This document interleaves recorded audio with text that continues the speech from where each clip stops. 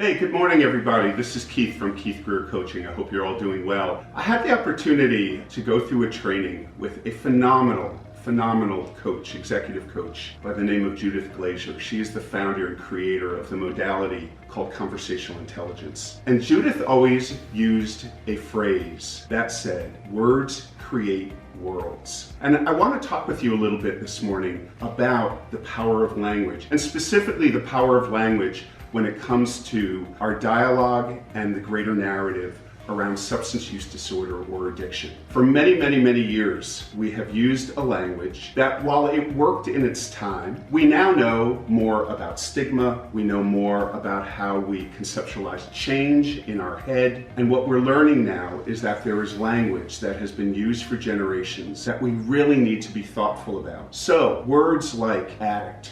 Now, if you think about the word addict, it comes from the word addiction. And so while in many corners of the treatment and recovery world today, people continue to identify themselves or introduce themselves as an addict, no one would probably introduce themselves as an addiction. It doesn't sound right even coming out of our mouths. An addict, whether this is fair or not, is a word that has become laden with stigma and judgment, and people don't see strength. And one of the goals for us, for any of us who work in the world of substance use disorder treatment and recovery, is to help the greater culture see people who are impacted by substance use disorder and their family members as wonderful, special, creative, resourceful individuals. What we now know is that places like the American Medical Association, the American Society for Addiction Medicine have come out and have suggested person-first, medically appropriate language. And so you might not be aware, but the official diagnosis is now called substance use disorder. And so what we're asking people to start to think about, how to use that language to separate person from their disease, to celebrate the person, not in any way, shape, or form minimize the impact of this incredibly complex disease, but to separate the two. So instead of addict, how about person with substance use disorder? Now, one of the things I think about is that I'm a cancer survivor. I survived colon cancer when I was 40. If I walked into a cancer survivor support group this evening, I would not walk in and introduce myself. Hi, I'm Keith and I'm a cancer. We don't use this language with any other disease in our discussion about that disease, the people who have that disease,